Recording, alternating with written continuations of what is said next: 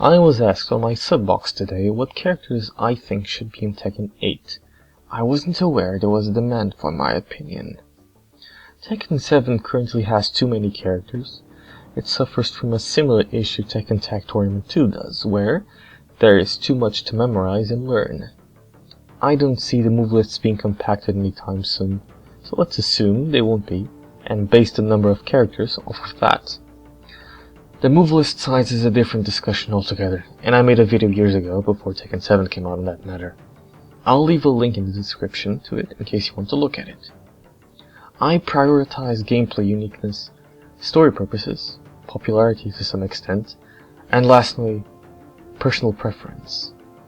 This is my list, so some things, but not many, will be completely unfair, and I expect you to understand that. Characters will have to be cut to make room for new ones, and possibly guest characters, which are normally polarizing, but I personally enjoy them, and also to make sure the game doesn't become a huge chore to learn. Here's a scenario I'm looking at. 30 base characters, 30 of which are new, so 27 returning characters. 3 returning characters as DLC, 1 new character as DLC, and 2 guest characters. We arrive at a total of 36 characters, which is plenty, but it is a reduction from previous games. To put it into perspective, Tekken 6 had 41 characters. I want to emphasize on less things to memorize and more uniqueness to each character. Certain tools can be universal, such as a jab or a down forward 1 or a hop kick. But I don't want every character's game plan to consist of throwing out safe homing mid counter hit launchers and mix-ups. Let's get down to the list then. Base characters. First, we need the characters that are important to the story. I surmise the primary conflict will be between Jin and Kazuya, so let's have those in. Since we have Jin, we might as well put in Devil Jin. There's a bit of an if here. Jin now seems to have control over the Devil Gene by the end of Tekken 7, so they might apply that to gameplay. Regardless, I myself prefer Devil Jin as his own character, due to gameplay and design differences.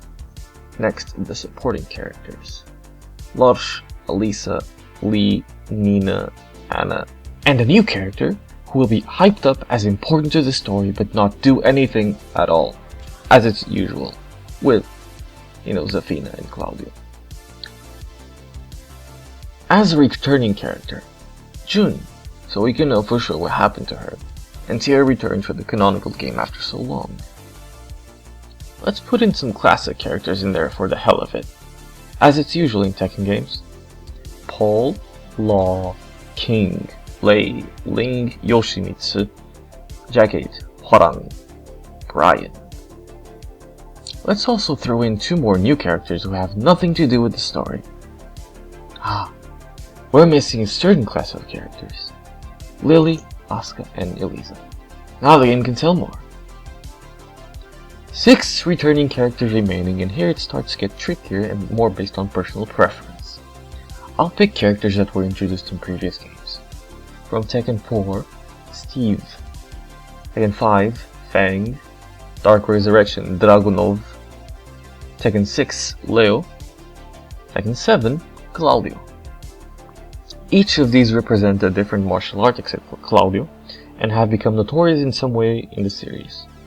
Claudio and Eleanor Kleeson are here due to personal preference. I'm putting bears here because no matter what, they always make it into the game for some reason. That about does it for the base roster. And it's time for DLC. 3 returning characters. Since I didn't put any of the base roster, well, here you go. Bruce! Where did he go? What's a Josie? Well, put Bruce back in there. Easy. Only 1 returning character left.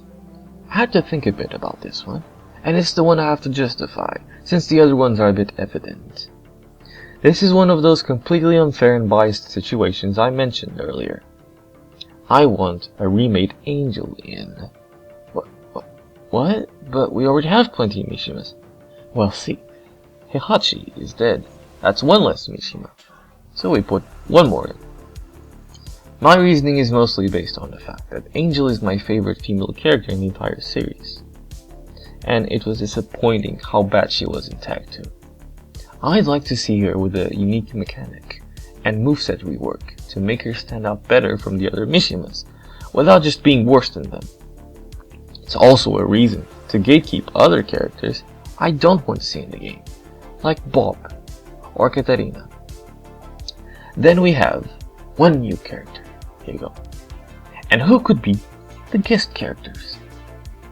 I made a video about why Virgil from Devil May Cry would be a good choice. But people are quick to say no because he uses a sword, and he's broken in whatever game he's in. You can check that video out too, in the description. A character from the Yakuza series would be favorite. A lot of people have requested Kiryu, though I would go for Majima. Another possible choice is Susanoo from BlazBlue.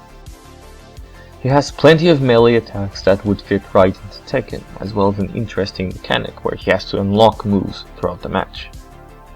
I think with this roster you can cover different enough playstyles and designs, as well as see plenty of returning characters.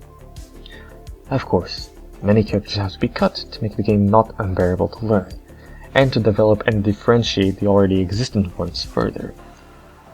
If you're wondering why I didn't pick your character for this list, it's any variant of I don't like them, their design or their gameplay, or I don't care for them, or I find them redundant in some way, or simply, the list is already full. There are a few characters I myself like that I didn't put in this list, such as Kunimitsu, Armor King, Fakumuran, and Michelle. Tell me down below in the comments which characters you'd like to see the most, or why my opinion is trash. Fare thee well.